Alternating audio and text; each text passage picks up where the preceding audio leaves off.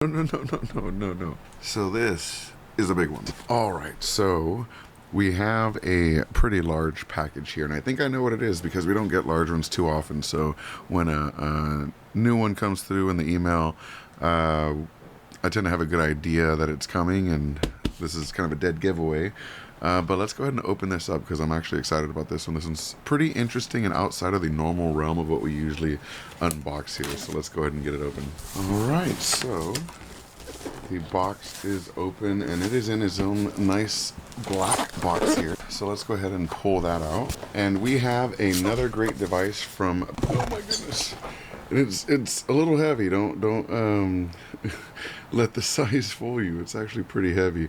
It's a 10-liter, 2.7 gallon mini tank. This is a CPC 190, and it's an electric water heater. So why would you want an electric water heater? Well, there's actually plenty of reasons. One, it's immediate hot water. So if you have a house that takes forever to get warm, this actually holds all the hot water in here, keeps it at temperature so that when you need it, it's immediate. Next, it can work inline where you already have hot water that takes longer, which can save resources on the actual hot water heater in your home.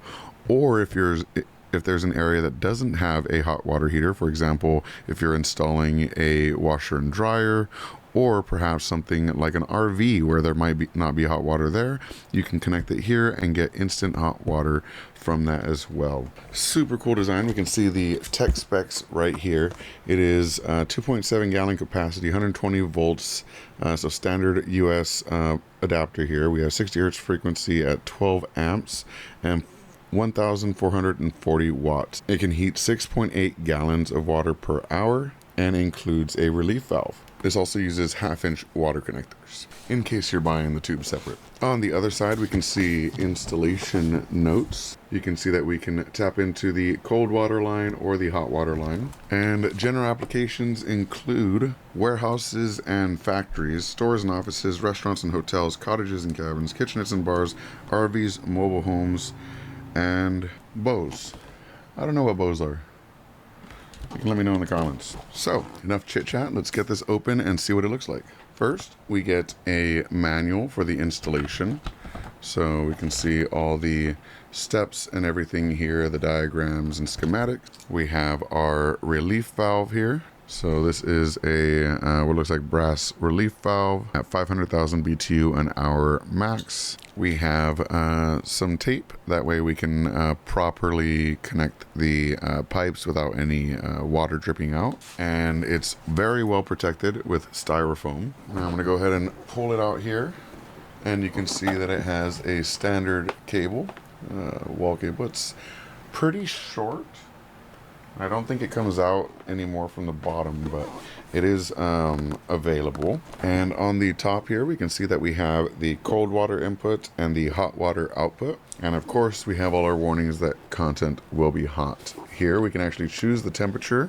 We can set it from minimum to ideal to max. And we can even turn it off so it doesn't use energy when we don't need it. Then we have a maintenance panel, I believe. I can lift this up, and then you can simply unscrew these top two screws in order to get in and do maintenance on the device itself. And then to put it back in, you just plug it in there and push it in. So yeah, very nice device. I can't wait to actually try this out and see how quickly it works and everything. And yeah, I'll let you know what I think in my new review channel. Hope you liked the video. And that's it for this one. Thanks so much to BNLink for another great product. See you in the next one.